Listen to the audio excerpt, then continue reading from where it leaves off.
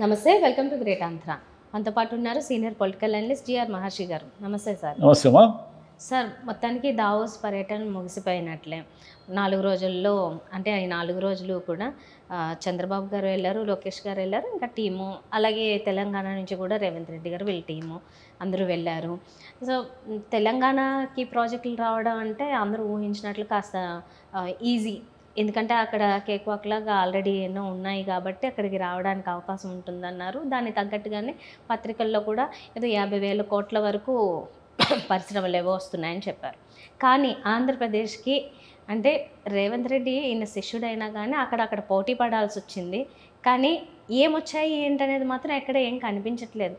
ఏమైనా సాధించారా? ఎందుకంటే ఇన్ని ఎంఓయూలు కుదుర్చుకున్నారు, ఎంత వచ్చిందని చెప్తారు ఈ పాటికే, ఎందుకని ఇంకా ఏ వార్త రాలేదు?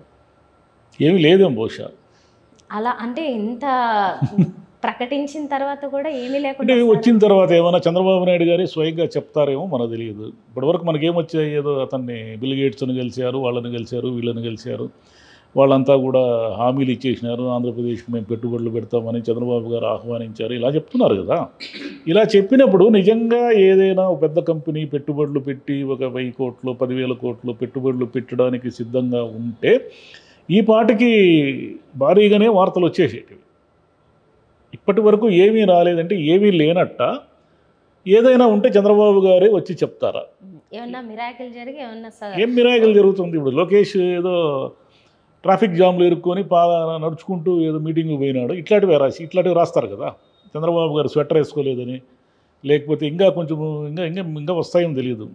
ఆంధ్రప్రదేశ్ ఆతిథ్యం ఏదో గోంగూర పచ్చడి పెడితే, పూతరేకులు గోంగూర పచ్చడి పెడితే విదేశీ ప్రతినిధులు పారిశ్రామికవేత్తలంతా విపరీతంగా సంతోషించారని, ఇట్లాంటివే కదా మనకు వచ్చేది. ఇట్లాంటి వార్తలు వస్తున్నప్పుడు పెట్టుబడులకు సంబంధించి ఎందుకు రావడం లేదు?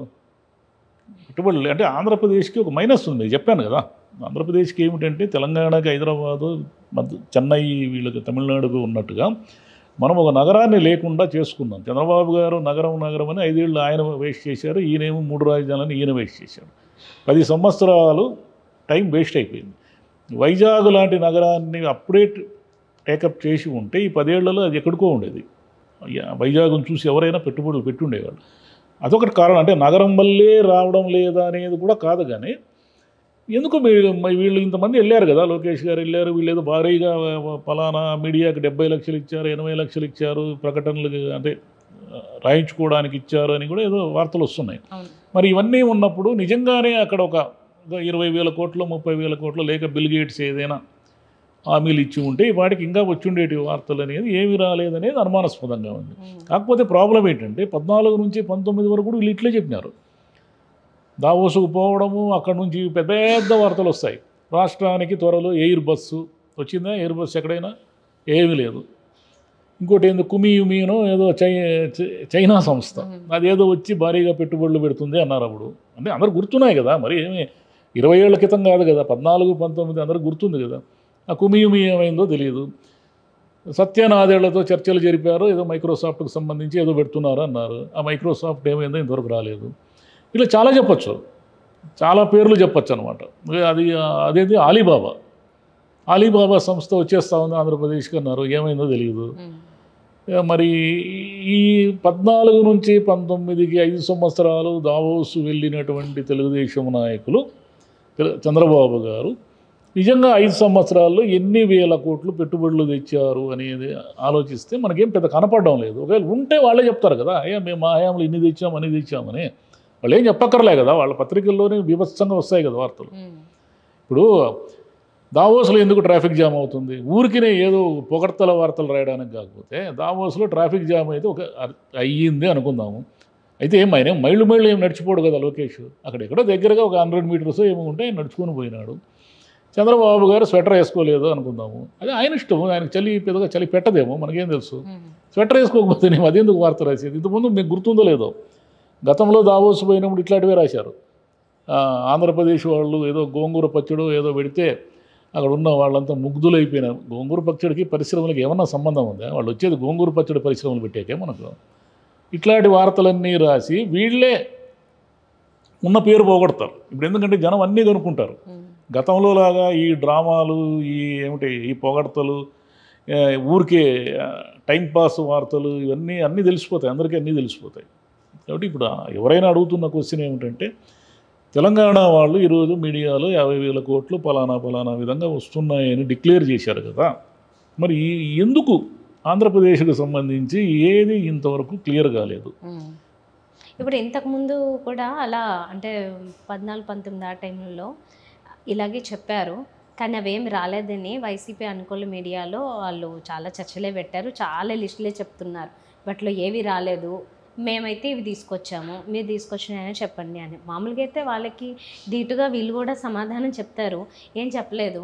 కానీ ఈసారి అనవసరంగా ఎందుకు ప్రకటనలు మళ్ళీ రాలేదంటే మళ్ళీ ఇదే గోలా అని చెప్పి అందుకని ఇంకా అసలు సైలెంట్ మీరు అయిపోయారు. ప్రకటనలు ఇచ్చినా ఇవ్వకపోయినా పరిశ్రమ అనేది గాలిలో ఉండదు. పరిశ్రమ అంటే ఏంటి? మీరు 14-19లో మీరు ఇవన్నీ తెచ్చామని చెప్పారనుకోండి, అక్కడెక్కడో ఒక బిల్డింగు, దాంట్లో పనిచేసేవాళ్ళు, అది ఉత్పత్తి ఏదో ఒకటి కనిపిస్తుంది కదా కళ్ళకి కనపడకుండా ఎట్లుంటుంది పరిశ్రమ అనేది? మీరు ఏదో ఒకటి దాని రిజల్ట్ ఉండాలి కదా. ఎక్కడుంది రిజల్ట్? ఆంధ్రప్రదేశ్లో ఏం పరిశ్రమలు వచ్చాయి? మీరు ఎంతసేపు కియా అని మాట్లాడతారే తప్ప కియా కాకుండా ఇంకేం వచ్చిందో చెప్పండి నాకు ఆంధ్రప్రదేశ్కి. ఎప్పుడు ఏదైనా ఒక పెద్ద ఫ్యాక్టరీ వచ్చిందా? ఏమైనా పెద్ద ఉత్పత్తి కేంద్రాలు వచ్చాయా? ఏమొచ్చాయి? ఈవెందో తీర ప్రాంతం ఉన్నా మనకేం పెద్ద, మనం ఏం వాడుకున్నాం తీర ప్రాంతాన్ని? మేమేదో చేశాము 2019-24లో అని వైసీపీ వాళ్ళు అంటున్నారు, కానీ అవి కూడా ఏడ కనిపిస్తున్నాయి? వాళ్ళు మరి మీరు మీ ఎలక్షన్లో ఎందుకు చెప్పుకోలేదు మేము ఇదంతా చేసాము అభివృద్ధిని? ఏడ చెప్పారు? మీరు ఎంతసేపు మేము బటన్ నొక్కాం అన్నారు, కానీ మీరు అభివృద్ధి మేము ఇది చేసాం, 20 దావోసుకు పోయి మేము అవి తెచ్చాము వీళ్ళు మాత్రం ఏం చెప్పుకున్నారు? ఏమీ చెప్పుకోలేదు. ఈ దావోస్ అనేది ఊరికి టైంపాస్. ఇది ఏ పెట్టుబడిదారుడు ఊరికే దావోసులు షేక్ హ్యాండ్ ఇచ్చి చర్చలు జరిపితే చంద్రబాబు అంతటి వాళ్ళని ఎవరైనా వచ్చి కలుస్తారు. చంద్రబాబు అనే సీనియర్ రాజకీయ నాయకుడు ఒక రాష్ట్రానికి ముఖ్యమంత్రిని ఏ పారిశ్రామికవేత్త అయినా మర్యాదపూర్వకంగా కలుసుకుంటారు. కలుసుకున్న తర్వాత ఈయన ఇన్వైట్ చేసినప్పుడు తప్పకుండా మేము మీ పెట్టుబడులు పెడతాం, పరిశీలిస్తాము, గ్యారంటీగా మేము ఆంధ్రప్రదేశ్లో పెట్టుబడులు పెట్టడానికి ఉత్సాహం చూపుతున్నామని అంటారు. మర్యాద కదా అది. మర్యాదను ఎవరైనా అతిక్రమిస్తారా? లేదండి బాబు గారు, మీ రాష్ట్రంలో ఏముంది? ఏమీ లేదు, మీ రాష్ట్రానికి వచ్చి ఏం చేస్తావు, టైం వేస్ట్, అక్కడ రాజకీయ నాయకులందరూ కప్పం కట్టమని వసూళ్ళు అడుగుతూ ఉంటారు, మేము మా వల్ల కాదు మేము పెట్టమని ఎవరు అనరు కదా. పెట్టేటప్పుడు ఆలోచిస్తారు, ఏంటి మనకు వైబిలిటీ ఎంత, లాభాలు ఎన్ని వస్తాయి, మనకున్న వాళ్ళు సౌకర్యాలు ఏమి ఇస్తారు, ఇవన్నీ.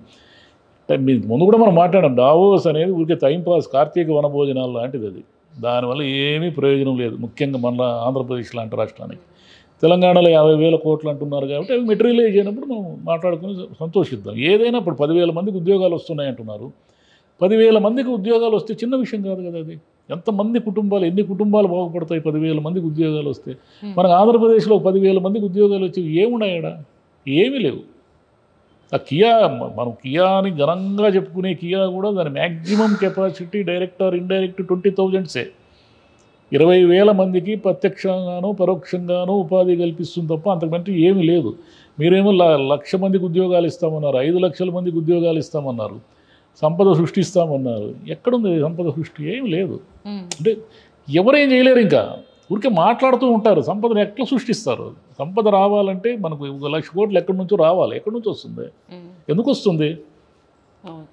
ఉద్యోగాలు అన్న మాట ఒక కళగా మిగిలిపోతుంది చాలా మందికి. అవును, మరి సంవత్సరం అయింది, 1,00,000 ఉద్యోగాలు అన్నారు, ఏమైంది? స్కిల్ డెవలప్మెంట్ ఏదో చెప్పారు కదా, శిక్షణా కేంద్రాలని, అవి ఏమైనాయి? డిఎస్సి అన్నారు, మెగా డిఎస్సి అన్నారు. మెగా డిఎస్సికి పెట్టే బదులు స్కూళ్ళన్నీ మెర్జ్ చేస్తున్నారు, ఉన్న టీచర్ పోస్టులన్నీ ఊడిపోతున్నాయి. కొత్త టీచర్లు తెచ్చుకొని ఏం చేస్తారు మీరు?